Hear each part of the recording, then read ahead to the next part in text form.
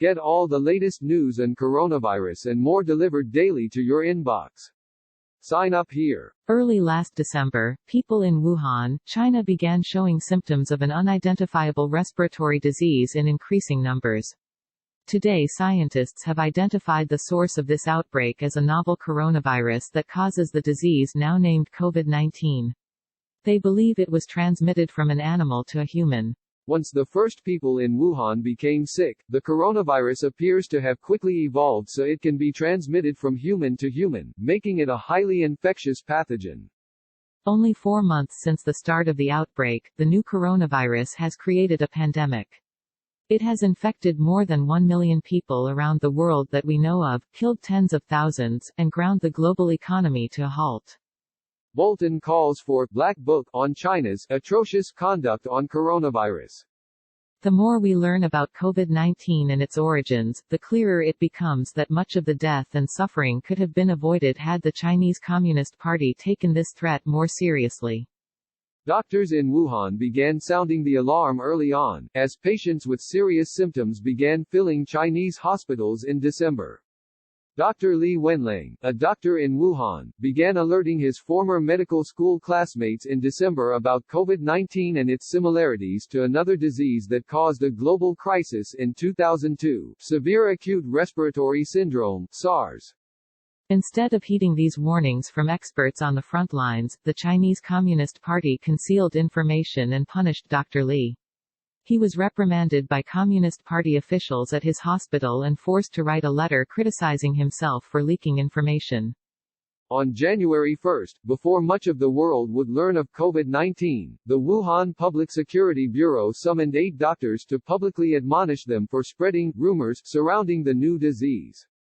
Dr. Li later died after contracting COVID-19, as did numerous Chinese healthcare workers who bravely fought to save their compatriots.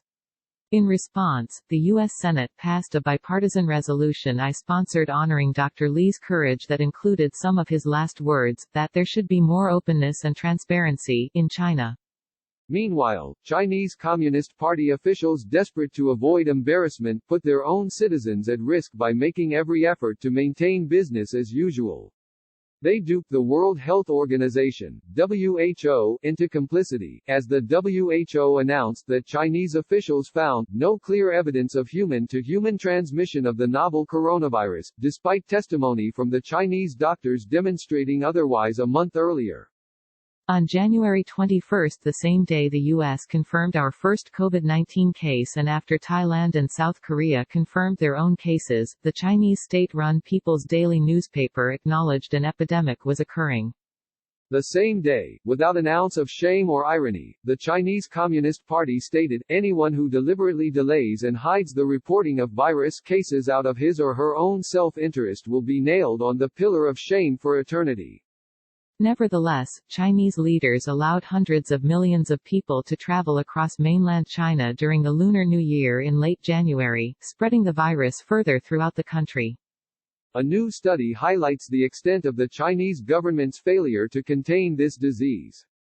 It discovered that had the Chinese Communist Party taken steps to contain the virus 1 week, 2 weeks, or 3 weeks earlier, cases could have been reduced by 66%, 86%, and 95% respectively, significantly limiting the geographical spread of the disease.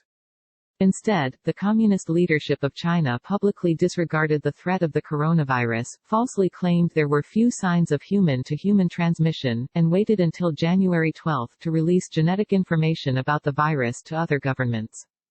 Even now, the Chinese Communist Party refuses to admit fault and instead proclaims itself the model of how to contain the virus.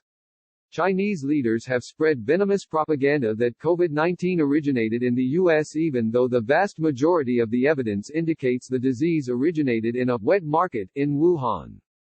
We have no reason to believe the number of COVID-19 cases reported by China is accurate.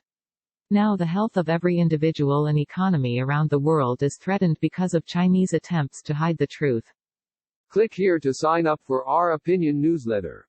This is why I've called for the formation of an interagency task force under the aegis of the National Security Council with the purpose of countering the sinister propaganda campaign coming from the Chinese Communist Party related to COVID-19.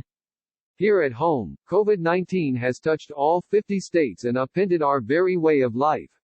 As I write this, nearly 250,000 people have tested positive for the coronavirus in the U.S. and nearly 6,000 have passed away here. A record 9.9 million Americans have filed for unemployment compensation as our economy buckles and the American people have changed every aspect of our daily lives to guard against the spread of COVID-19. Click here to get the Fox News app. We will come together in this time of need and we will persevere through this crisis as we have many others, but we would have never faced this if not for the Chinese Communist Party's ineptitude and deceptions. The Chinese Communist Party's record is clear. It chose to sacrifice thousands of its own citizens and threaten the health and economy of the entire world to try and save face. For that, the Chinese Communist Party will be nailed on the pillar of shame for eternity. Click here to read more by Sen. Cory Gardner.